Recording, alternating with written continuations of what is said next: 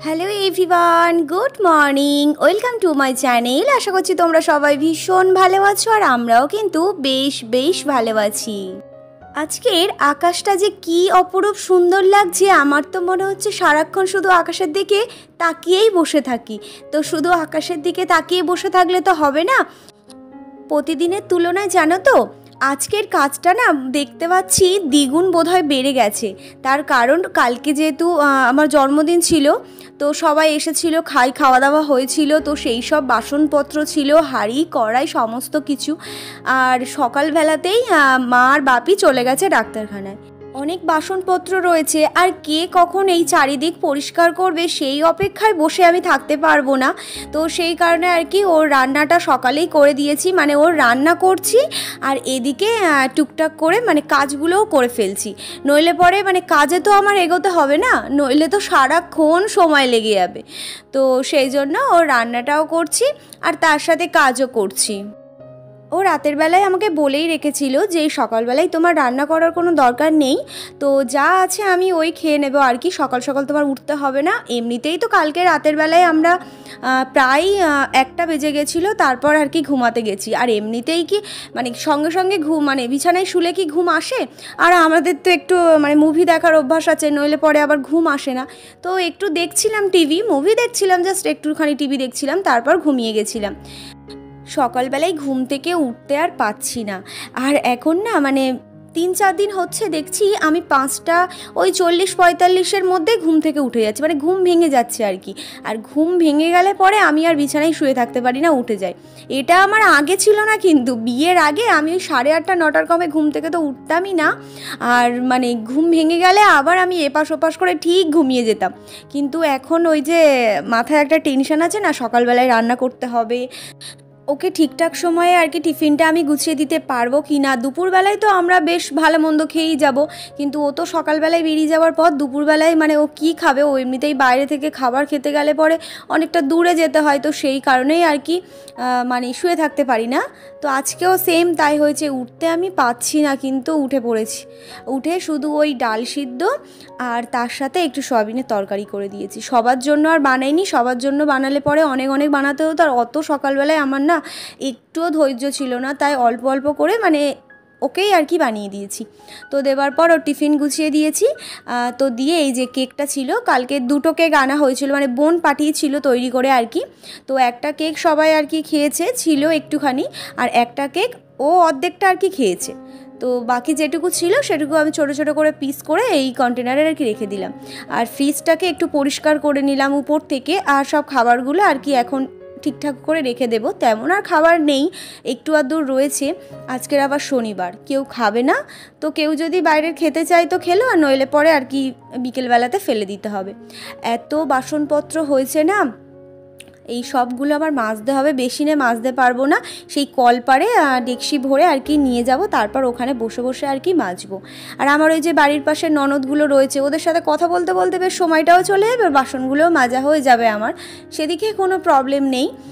প্রথমে ভেবেছিলাম বাসনটা মেজে তারপর আর কি আমি এই করব, ঘরটা মুছতে আসবো। তারপর ভাবলাম যে না, ঘরটাই আগে মুছে নিই, তারপর বাসনটা মাজতে যাব।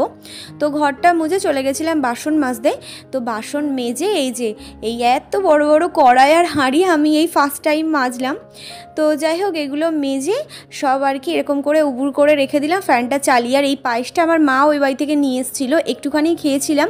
তো তারপর এই পুরো পায়েসটা এখন জলে আর কি ফেলে আসবো। তো সমস্ত বাসন মাজা হয়ে গেছে, শুধু এই টিফিন বক্সটা ছিল, তো সেটাই এখন মেজে নেব। তো সমস্ত কাজবাজ করার পর না আমি এত ঘেমে গেছি, মানে ঘেমে অর্ধেকটা ভিজে গেছি আর কি।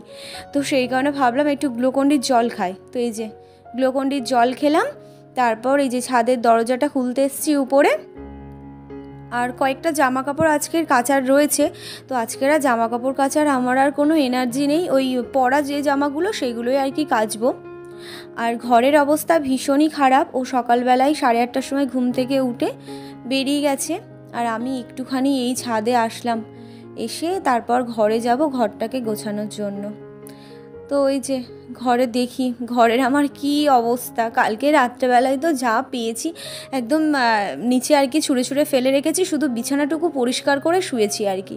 এই যে এখানে সব রেখেছিলাম, এই চাদরটা তো পাতা ছিল, আগের দিন তো এই অরেঞ্জ কালারের চাদরটা বিছানায় পেতেছিলাম, তো সেটা আমার পরিষ্কারই চাদর, আর তার উপর আমি ওই চাদরটা পেতে দিয়েছিলাম। তো দুটোই পাতা ছিল বিছানায়, তো একটা তুলে দিয়েছি আর পরিষ্কার চাদরে রাতের বেলায় আর কি ঘুমিয়েছি। আর ওই পান্ডাটা না আমার একটা মামা দিয়েছে। আমার না একটা ভীষণ ইচ্ছা ছিল একটা পান্ডা কিনবো, তো যাই হোক আমার শখটা মিটে গেছে, এই যে পান্ডা একটা পেয়ে গেছি। তো আমার ভীষণ ভালো লাগছে জানো তো। আর এই যে পুরো ভিজে গেছি একেবারে, নাইটিটা চেঞ্জ করব, করে তারপর এই যে বিছানাগুলো ঠিক করবো, নইলে তো আমি পুরো ভিজেই রয়েছি, বিছানা তো ভিজে যাবে। ঘর গুছিয়ে চলে এসেছি এখন আমি স্নান করতে। আর মা ডাক্তারখানা থেকে ফিরে স্নান করে ঠাকুরের পুজো দিয়ে গপুকে স্নান টান করিয়ে দিয়েছে। তাই এই যে আমি ঘরে এসে এখন একটুখানি আর কি চুলটা মুছে একটু বসবো, ভীষণই কষ্ট হচ্ছে। এখন খাবো না, মানে আজকের এত কাজ করেছি আমি, আমার না খাওয়ার ইচ্ছে নেই। স্নান করার পরে ওই যে একটু আর কি স্কিন কেয়ার করে নিলাম। আর সংসার পরিপাটি করে গুছিয়ে রাখার সাথে সাথে নিজেকেও তো একটু গুছিয়ে পরিপাটি করে রাখতে হবে, যেমনটা আর কি রাখতাম। হয়তো সেরকম ভাবে আর হয়তো পারবো না আস্তে আস্তে, কিন্তু যতটা পারবো নিজেকে একদম ঠিকঠাক পরিপাটি করে রাখার চেষ্টা করব। আর এই খাবারগুলো কালকের বাবা নিয়ে এসেছিলো, আর ও এই খাবার থেকে মানে এই খাবারের প্যাকেটটা থেকে একটু কেটে আর কি খেয়েছিল। তো কৌটোগুলো না রোদ্দুরে আর কি ধুয়ে মেলে দিয়েছিলাম, তো সেই কারণে আর কি এখন খাবারগুলো কৌটোর মধ্যে ঢালতে পারবো না, এই জায়গাটা একটু ঝুলিয়ে রাখি কিছুক্ষণের জন্য, তো তারপর কৌটোয় খাবারগুলো ঢেলে নেব।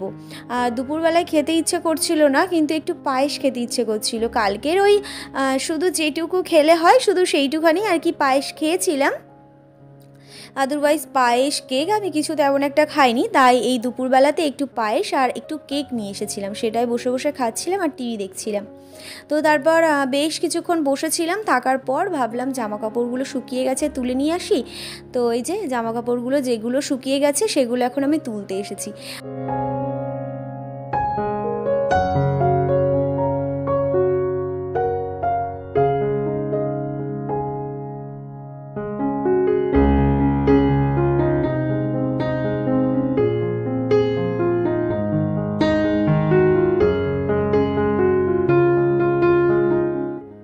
কৌটোগুলো কোন সকালে মেলে গেছিলাম, দেখছিলাম বেশ ভালো করে আর কি শুকিয়ে গেছে, খাবারগুলো ওর মধ্যেই ঢালা যাবে।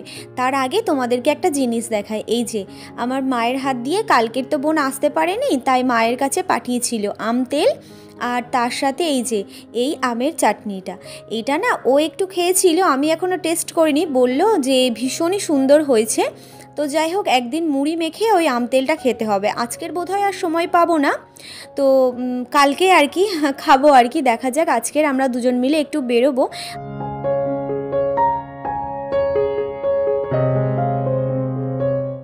তারপরে ঘরে এসে এই যে খাবারের কৌটোগুলোতে সমস্ত খাবারগুলো ঢেলে রাখছি।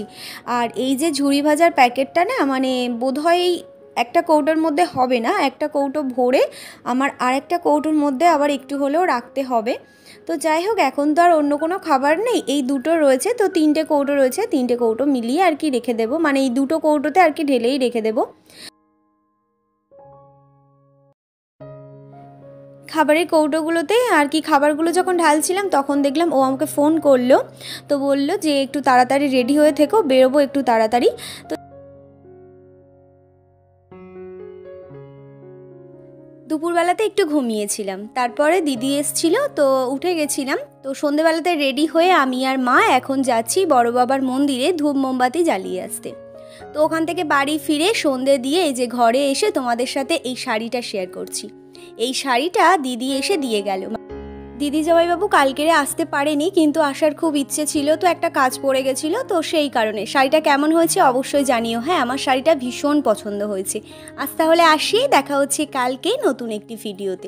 তোমরা সবাই সুস্থ থেকো, ভালো থেকো। আমার ভিডিওটা যদি ভালো লেগে থাকে তাহলে একটা লাইক করো। Tata, good night.